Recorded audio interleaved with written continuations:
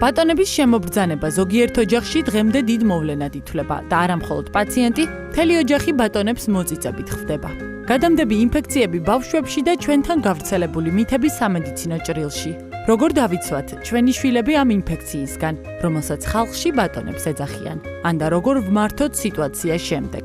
ექიმი ინფექციონისტის სასარგებლო რჩევები გადაცემის პირველ ნაწილში.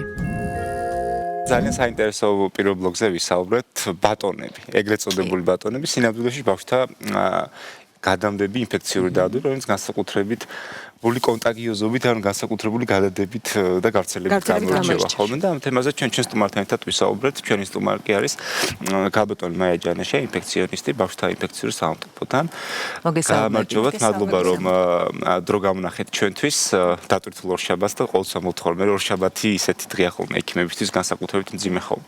და ჩვენი გადაცემისთვის განსაკუთრებით ინფორმაციული, იმიტომ რომ მაყურებელი ყოველთვის ძალიან სწორი ინფორმაცია. ხო, იმედი არა მარტო გადაცემისთვის და მაყურებელთვისაც ძალიან ინფორმატიულია ხოლმე ჩვენი ბლოკები და მოდი პირდაპირ დავიწყოთ ამ კითხვით, აი რა ინფექციურ დაავადებებს ვეძახით ჩვენში ბატონებს. ამგვარად ეგრეთ წოდებული ტერმინი ბატონები ძალიან დიდი ხნის წინ შემოვიდა და დამკვიდრა ჩვენ საზოგადოებაში, რომლის ქვეშაც გაერთიანებული არის ძირითადად ბავშვთა ინფექციური დაავადებები. მათ შორის ყველაზე პოპულარული არის წითელა წითურა, ჩუტყვავილა, ყბაყურა, ყველასთვის ცნობილი არის. კონტრუშაც და ყივანახველაც. ეს ტერმინი დამკვიდრდა გამომდინარე იქიდან, რომ ძველი რელიგიური თვალთახედვით ამ დაავადებებს იწვევდა არა ვირუსი და ბაქტერიები, არამედ რაღაცა ზებუნებრივი პატარა არსებები, რომელსაც ბატონებს ეძახდნენ. ზოგი ანგელოზებს ეძახდა. შესაბამისად, მაგ შემთხვევაში, როდესაც კონკრეტულ სოფელში ან ქალაქში ეს ბატონები მობრძანდებოდნენ, მაგას შედიოდა კონკრეტულ ოჯახში, იქ ჩნდებოდა ავადმყოფობა.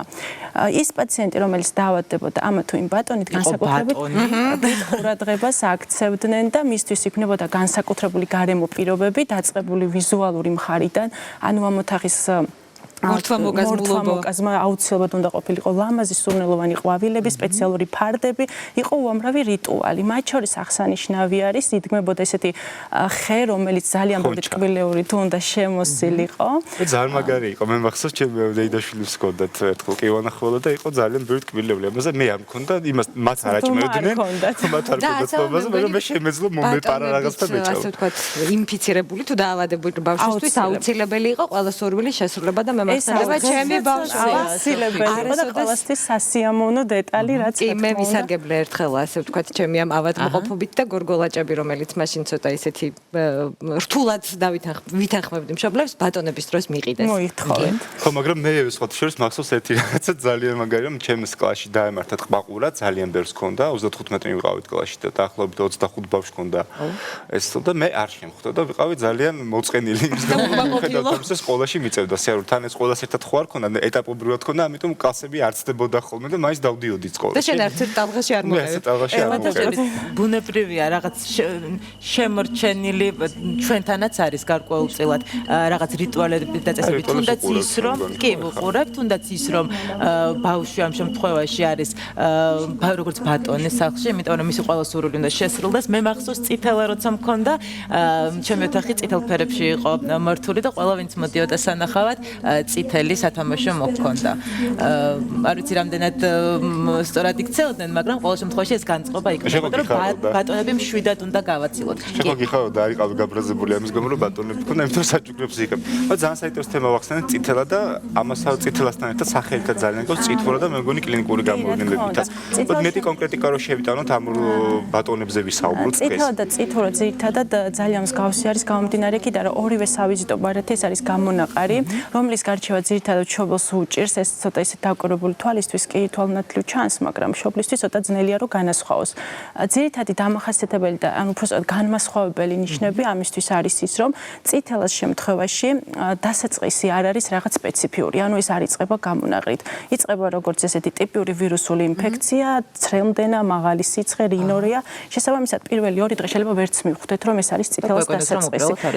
ხო, გვეგონოს რომ არის უბრალოდ რაღაც აუცილებლად ნაკლებად ძალიან ხშირ შემთხვევაში ახასიათებს ეს კონიუნქტივიტი დამახასიათებელია. დიახ, გამონაყრის თავისებურება რაში გამოიხატება? წითელ შემთხვევაში იწყება ესეთი გარკვეული თანმიმდევრობით. პირველი ჩდება სახის ნაწილში, უპირატესად ყურის უკან, შეიძლება გაჩნდეს ერთი ელემენტი ცხვირის ზურგზე, სახეზე, შემდგომ გადადის უკვე გულმკერდზე და კიდურებზე. ანუ ესეთი თანმიმდევრობა ახასიათებს. და შემდეგ ალაგების დროსაც ასეთი ზუსტად ანალოგიური სახიდან იწყება ალაგება. ალაგება გამოიხატება გაფერმგდალებით იმ ელემენტებით, რომელიც წითელასთვის არის დამახასიათებელი და ბოლოს არის აქერცვლა.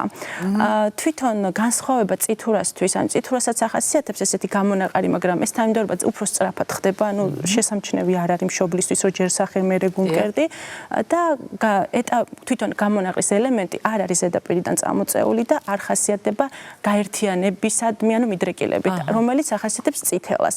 წითელა უფრო ზემოდან წამოწეული, უფრო მკვეთრი ელფერის გამონაყარი და ერთიანდება ბალთების სახით. არც წითურას არ ახასიათებს აქერცვლა.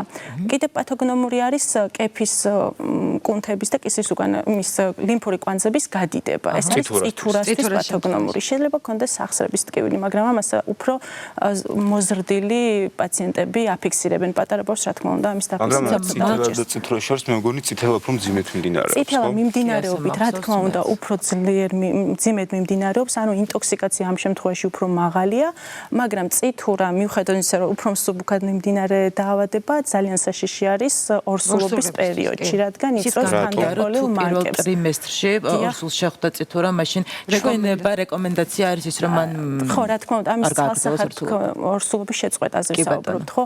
რა თქმა უნდა, ამის ცალსახად ესეთ გმარვა აუცილებელია და დავაძალოთ მშობელს, რა თქმა უნდა, არ შეიძლება. ესეთ შემთხვევაში ექიმთან კონსულტაციის საფუძველზე ექიმი ყველაფერს აუხსნის, მოსალოდნელი შედეგების შესახებ ინფორმაციას მიაწვდის, ასევე დაუსაბუთებს პროცენტული რამდენად შესაძლებელია რომ ის განვითარდეს. ლაპარაკი არის ისეთ თანდაყოლილ მანკებზე, როგორიც არის სიბრმავე, ანუ კატარაქტა, სიყრუე და გულის საკმაოდ მძიმე პათოლოგიები, რომელიც შეიძლება სიცოცხლის პერიოდში განვითარებაზეც მოქმედებს უბრალოდ მოგვიანებით. რა თქმა უნდა, ინტელექტუალური სფერო მუცლად ყოფნის პერიოდში ნაკლებად ვიზუალიზდება და ძნელია მისი შემოწმება. აქედან გამომდინარე, ანუ რისკი არის მაინც. რა თქმა უნდა, არის, მაგრამ მშობელმა უკვე თავისი იმით უნდა გადაწყვიტოს ეს ჩვენება და დადგეს საკითხი ორსულობის შეწყვეტაზე თუ გაგრძელებაზე. ხო, ასე ძალიან საინტერესო ხოლმე ის რომ არის ხოლმე პერიოდები ჩვენ ვახსენებთ ბევრი ბავშვთა გადამდები ინფექციური პათოლოგია არსებობს, მაგრამ დღეს ბევრი აღარ გვხდება იმდენად გავრცელებული, მაგრამ გარკვეული ტიპების მაინც არის ხოლმე. ეხაც მე მგონი არის ჩუტყვა მოდებული ხდება ხოლმე. შორის ახლა პერიოდში ძალიან ბევრი ბავშვი. დროთა განმავლობაში შეიცვალა, უფრო ადრე ამას ეპიდემიების სახე ჰქონდა გამომდინარე იქით, მაშინ მედიცინა არ იყო ესე კარგად ჩამოყალიბებული, თან არ იყო იმუნიზაცია, სწორად არ სრულდებოდა, ამან მეტნაკლებად შეამცირა. სანამ იმუნიზაციაზე ვისაუბრობთ, მოდი გავარკვიოთ, აი რა პერიოდშია ბავშვი გადამდები და როდის უნდა მოვარიდოთ, როდის უნდა ყავდეს სახლში და მაგათაც არ გავუშვათ ბავშვი, რომ არა მარტო საკუთარი შვილი, არამედ სხვისი შვილების და სხვისი ბავშვების და სხვადასხვა ბატონებს ალბათ სხვადასხვა ინკუბაციური პერიოდი, რა თქმა უნდა, აქვს, მაგრამ წითელ და წითურას შემთხვევაში არ არის ისე, რომ თქვათ გამოაყარა და უკვე იმ წუთიდან არის გადამდები. რა თქმა უნდა, გადამდები არის სანამ კლინიკური ნიშნები გამოვლინდება. შესაბამისად, როცა უკვე კონტაქტში მყოფი პირები იყვნენ მანამდეც ამ პაციენტთან, ანუ ვერ გამოვრიცხავთ იმას, რომ ის არ არის ინფიცირებული. როგორც კი გამოაყრის, უკვე იქიდან კიდე რამოდენიმე პერიოდი ბოლო ელემენტი სანამ ფუფხი გაჩნდება, თქვა ჩუტყავილას შემთხვევაში ანალოგება მოხდება, კიდე რამოდენიმე პერიოდი სასურველი არის ერთი კვირა, მაინც იყოს იზოლირებული სხვა პირებისთვის, რომლებიც არ იყვნენ მანამდე კონტაქტში. თორე ის, ვინც უკვე კონტაქტში იყო პაციენტთან, ის ავტომატურად თუ არ არის იმუნური სტატუსი უკვე დიდ რისკს ქვეშ არის. და რამდენ ხანში შეიძლება გამოვლინდეს იმ საშუალოდ 2 კვირა არის ეს პერიოდი, მაგრამ 21 დღემდე შეიძლება გაგრძელდეს. ხო, ის შემთხვევაში ვთქვა თუ პაციენტებს რაღაცა გლობულინები აქვს შეყვანილი ან სისხლის და პლაზმის გადასხმა მოხდა წინა პერიოდში, ასეთ პაციენტებში ინკუბაციური პერიოდი ცოტა ხანგრძლივდება. ამიტომ მაქსიმუმ ვარაუდობთ ესე 21 დღემდე. და მთლიანი ხანძრიობა რამდენი ინკუბაციური პერიოდიდან დამთავრებამდე? გამოყრამდე სადღაც 1 კვირით ადრე იწყება, შემდეგ გამოყრის პერიოდი 5-7 დღე, ნუ საშუალოდ 1 თვე ყველა ვარიანტში უნდა ვივარაუდოთ. მეტნაკლებად ერთნაირი არის. ნიუანსები არის პატარცოცი. ანუ საშუალოდ 1 თვე არის ეს ვადა. ჩვენ აღვნიშნეთ, რომ წითურა უფრო მსუბუქად მიმდინარეობს, მაგრამ საინტერესოა გართულების მხრივ, რომელს რა გართულებები გართულებების მხრივ უნდა იყოს მშობელი ესენი ვირუსული გამომწვევები არიან ქართულების მხრივ თუ გართულდა ორივე შემთხვევაში შეიძლება მძიმე წარიმართოს უბრალოდ წითელა რადგან უფრო თავიდანვე მეტი ინტოქსიკაციით ხასიათდება გართულება შეიძლება მოქცეს ნებისმიერი ორგანოთა სისტემის მხრივ და უფრო ხშირიც არის ალბათ ეს გართულები წითელა შემთხვევაში წითურასთან შედარებით ხშირი არის რა თქმა უნდა პროცენტულად მაგრამ ანუ რა გართულებები შეიძლება იყოს დაწყებული ვთქვათ პნევმონიიდან ანუ სასუნთქის სისტემის ლარინგიტი შეიძლება ის კრუპს რომელსაც ვეძახით ასევე შეიძლება ოტიტი შუაყურის ანთება დიარეა გამოიწვევს ნუ ძალიან ბევრი და ჩემთვის ყველაზე საინტერესო როგორც ნევროლოგისთვის არის ენცეფალიტები ან თავის ტვინის ანთებები რომელიც წითელა შემთხვევაში განსაკუთრებით დიდ მიმდინარეობს და სადღაც 90%-ში დამთავრდება კარგად ხოლმე აი ენცეფალიტთან დაკავშირებით მინდა აღვნიშნო ჩუტყვავილა სადაც უნდა იყოს მშობელი განსაკუთრებით ყურადღებით ენცეფალიტი მოდის უფრო მოგვიანებით აი ალაგების პროცესი დაახლოებით მე-10 დღეს როცა უკვე საბოლოო ფუფხი გაჩნდება შეიძლება წამოვიდეს ენცეფალიტი რაც ძირითადად გამოიხატება ნათხემის დაზიანებით ნათხემი ძირითადად კოორდინაციაზე და ესეც სიარულის მანერა იცვლება და ასეთ შემთხვევაში მშობელი ძალიან ყურადღებით უნდა იყოს ადინამია გამოიხატება და სასურველია კი არა რეკომენდირებული და აუცილებელი არის ექიმთან კონსულტაცია ჩუტყვალს თავისი საყვარელი ადგილები თავის ტვინში ნათხემი ახსენეთ და ასევე საფეთქლის წილები კონკრეტულად აზიანებს ხოლმე განსაკუთრებით აზიანებს ხოლმე ასევე საფეთქლის წილები და ამას მე ბევრი გართულება მოყვება ხოლმე თან ანუ ინფექციის გადატანის შემთხვევაში შეიძლება ნარჩენი მოვლენები დარჩეს შეიძლება რა თქმა უნდა ისე ალაგდეს 48-72 საათში როს არანაირი ნარჩენი მოვლენა მაგრამ საბედნიეროდ არსებობს ვაქცინაცია არსებობს სპეციალური კალენდარი და ჩვენ ამისთვის მეტაკლებად მომზადებულა თუმცა არის ხოლმე გამონაკლისები რომ მშობლები ამა თუ იმ მოსაზრებით ბავშვებს ამ გეგმიურ აცრებს არ უკეთებენ ხო თუმცა არის გავრცელებული მოსაზრება რომ ამ ვაქცინის პირობებში ასე ვთქვათ შეიძლება დაავადება უფრო მსუბუქად წარიმართოს და ასევე თუ შეიძლება გითხავთ ბარემ ამასაც რომ მოზრდილებზეა ხოლმე უბრალოდ უფროსებზე იმიტომ რომ ბავშვობაში თუ მოიხდის ეს თითქოს და არ არის პრობლემა მაგრამ როდესაც უფროს ადამიანს ექნება საფრთხე ამ ბატონების ეს უფრო სერიოზული გართულებებთან გვაქვს ხოლმე საქმე და რატომ საინტერესოა სწორედ მაგიტომ არის სახელწოდება ბავშვთა ინფექციური დაავადებები რომ ამ უპირატესი პროცენტულად ეს დაავადებები გადატანილი ხდება ბავშვთა ასაკში სადაც ხო იმუნიტეტი მეტნაკლებად ჯერ ერთი ახალშობილებში სადღაც 3-6 თვემდე ბავშვებს ისედაც აქვთ პასიური იმუნიტეტი რომელიც მშობლიდან გადადის დედიდან შესაბამისად უფრო მსუბუქად დაავადდებიან მე იმუნიზაციის სტატუსი 1 წელზე 5 წელზე ხდება ვაქცინაცია და ეს ყველაფერი ეხმარება იმას თუ ვირუსი თქვათ გამოვლინდება კლინიკურად უფრო მსუბუქად გადაიტანოს ეს ინფექციები მოზრდილებისთვის რა თქმა უნდა უფრო ძნელად გადასატანია იმიტომ რომ იქ ერთვის კიდევ მოზრდილი ვიყავი როდესაც წითელა დამემართა კინაღამ გადავყევი გულწრფელად სასტრაფო იყო ჩემთან სახლში ვერ სუნთქავდი სუნთქვის პრობლემების შემექმნა და იყო ძალიან რთული პერიოდი ჩემთვის მაშინ როდესაც სხვა ბავშვთა ინფექციები ბავშვობაში გადავიტანე და სრულიად უპრობლემოდ ანუ აი ეს მშობლების დამოკიდებულება რომ ჯობია ბავშვობაში მოიხადო ყველაფერი კი მე მგონი ამ შემთხვევაში გამართლებული ხო მე ძალიან ისეთი გამოცდილება მქონდა იმიტომ რომ ვიცოდი რომ მქონდა გადატანილი ჩუტყვავილა მაგრამ ზოგ დაავადებას ისე როგორც წითელად შეიძლება ორჯერ შეხვდეს ამ არ აქვს მუდმივი იმუნიტეტი ესეთი მყარი იმუნიტეტი ამიტომ ჩემი ბიძაშვილის ბავშვი მქონდა ჩუტყვავილა და მე ფიქრობდი რომ ეს არ გადამდებოდა მიუხედავად იმისა რომ ეგინია მეფერებოდი კოცნიდი და მეუბნეოდი რომ მარტო პრინცესებს ემართებათ და რაღაც და ნუ იყო ჩემი დაბადების 25 წლის ხდებოდი ზუსტად როცა პირველი ბუშტი გამიჩნდა იმიტომ რომ მანამდე მქონდა 3 დღე 39 და მეტი სიცხე ვერ ხვდებოდი რატომ კი ხვდებოდი უკვე რატომაც მაგრამ რომ კიდევ არ შეიჩნიოთ რაღაც არ დაიჯერა და რამდენად რთულად მიმდინარეობდა ძალიან რთული იმიტომ რომ ძალიან ბევრი ბუშტუკი მქონდა გამონაყარი და მქონდა ძალიან მაღალი სიცხეები სადღაც ერთი კვირის განმავლობაში ყველგან იცის გარდა არა მარტო პირის ღრუში შინაგან ორგანოებშიც ეს ეროზები და პატარა წყლულები შეიძლება განვითარდეს ნებისმიერ ორგანოში მათ შორის კუჭი ნაწლავები ანუ თითქმის ყველგან აქედან გამომდინარე ეს ჩუტყვავილა უფრო ისე ინტოქსიკაციით მიმდინარეობს და დიდებში განსაკუთრებით დაცვის მექანიზმიც უფრო ისეთები არიან შესაბამისად უფრო აქტიურად მიმდინარეობს ის თქმაც მინდა ანუ ერთხელ თუ მოვიხდით ბატონებს ასე ვთქვათ ჩვენ კვლავ გავართ წლების შემდეგ რისკის წინაშე რომ კიდევ დაგვემართება იმიტომ რომ მე მშვიდად ვარ რომ თითქმის ყველა ინფექციური დაავადება მოხდილი მაქვს დიახ ესე ითვლება რომ ვთქვათ როცა მოიხდით ინფექციურ დაავადებას შედარებით უფრო მყარი იმუნიტეტი ყალიბდება მაგრამ როდესაც იმუნური სისტემა ვთქვათ რაღაც ის განპირობებული მიზეზის გამო დაეცემა შეიძლება მოხდეს მისი თავიდან ვთქვათ მაგრამ ეს არის ძალიან დაბალ პროცენტში სადღაც 2-3% არის მისი ალბათობა იმუნიზაციაც არსებობს, აი რევაქცინაციას ვაკეთებთ იმისთვის, რომ გავამყაროთ იმუნიზაცია ანტისხეულების ტიტრის კეთდება, თქვა აი გეგმიურად წლებს რომ მორჩები და ბოლო როგორც იცი არის 15 წლის ასაკში, შემდეგ რამდენიმე წლის შემდეგ ვიმეორე. შეგიძლიათ ხო ის 8-20 წელი დაახლოებით, 10 წელის ყოველთვის ინდივიდუალური არის იმუნიზაციის სტატუსი. შემდგომაც არის შეგიძლიათ გაიკეთოთ ეს აცრები, არის თავისი ეტაპები ახასიათებს, უბრალოდ ერთადერთი რაც უნდა გავითვალისწინოთ, თუ გეგმავთ ორ სულობას, აუცილებელი არის ბოლო ვაქცინაციიდან 3 თვის განმავლობაში არ დავგეგმოთ. ანუ ეს კარგად რო ჩამოყალიბდეს იმუნური სტატუსი. მე ძალიან მაინტერესებს, ალბათ მაყურებლებსაც აინტერესებთ ეს, რა უნდა გააკეთონ კონკრეტულად მშობლებმა სახლის პირობებში. როგორ უნდა მოიქცენ, ჩვენ ვახსენეთ რიტუალები და ეს უშლის თუ არა რამის რეალურად ხელს თუ იყოს. რაღაც პარალელი რა თქმა უნდა შეიძლება გავავლოთ ეხა ძველ ტრადიციებსა და თანამედროვე მედიცინას შორის. ერთადერთი ის რომ წითელი ფარდები, რამდენად სწორი ამას ვერ გეტყვით, გამომდინარე იქიდან რომ წითელ შემთხვევაში ძალიან დიდი პრობლემები არის მხედველობის მხრივ.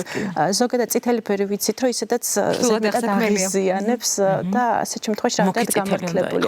მაგრამ სიმშვიდეს სიწყნარე და ესეთი მოწიწებით მოვლა, რა თქმა უნდა დაიხმარება მსუბუქად მიმდინარეობაში. გამომდინარე იქიდან რომ აი ცენტრალური ნერვული სისტემა ისედაც გაღიზიანებული, აღზნებულია, ზედმეტი დამატებით თუ არ ყოფით ემოცია, რა თქმა უნდა მეტნაკლებ როლს ითამაშებს. რა თქმა უნდა ექიმის მუდმივი მეთვალყურეობის ქვეშ ყოფნა, რომ თავიდან ავიცილოთ თუნდაც ის გართულებები, რაზეც ვისაუბრეთ. ძალიან დიდი ყურადღება, ანუ ყველა ტიპის, ანუ ყველა მიმდინარეობის წითელას, წითურას, ჩუტყველას არ სჭირდება სტაციონარული მკურნალობა. როცა მიმდინარეობს მსუბუქად, ასეთ შემთხვევაში ჩვეულებრივ წოლითი რეჟიმი ბინაზე, სრულფასოვანი კვება, რათა იმუნიტეტი გავაძლიეროთ და ერთადერთი თანამედროვე გაიდლაინები და რეკომენდაციით წითელა შემთხვევაში დამატებული არის A ჯგუფის ვიტამინი.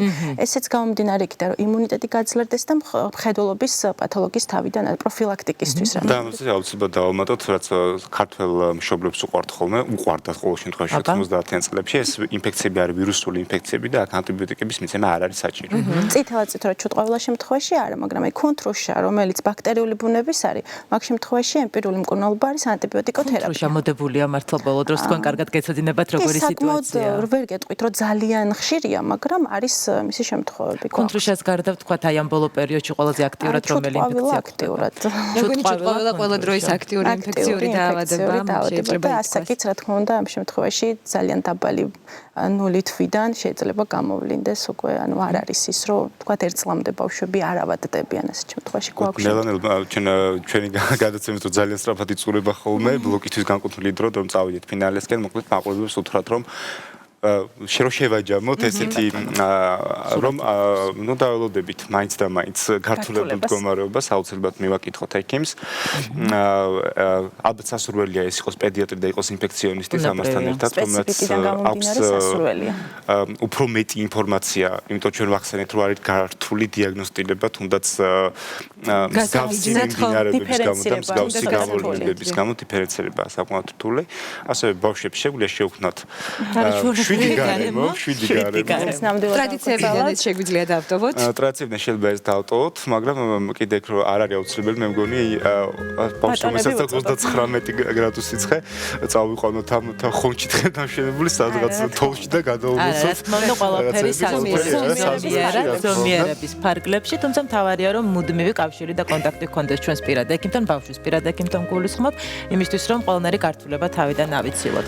მოდი კიდევ ერთხელ დიდი მადლობა მაია ჩვენთან სტუმრობისთვის და მოდი ჩვენ შემდეგ ბლოკში რაზე ვისაუბროთ ავანსოთ და ეს ბარხმოდა ბავშვებზე გავაგრძელებთ საუბარს, თუ ახლა ვისაუბრეთ ბატონებზე, ეგრეთ წოდებულ ბატონებზე, ბავშვთა ინფექციურ დაავადებებზე, შემდეგ ბლოკში ვისაუბრებთ იმ ფაქტორებზე, რამაც შეიძლება გავლენა მოახდინოს ბავშვის ფიზიკურ სიმაღლეში ზრდაზე და ეს მე მგონი ძალიან საინტერესო თემა. შეფერხებაზეც ასევე. ასე რომ რას უნდა მივაქციოთ ყურადღება, ეს უკვე რეკლამის შემდეგ. დიდი მადლობა კიდევ ერთხელ. უცბად ახანში რამდენიმე წუთში დაგიბრუნდებით.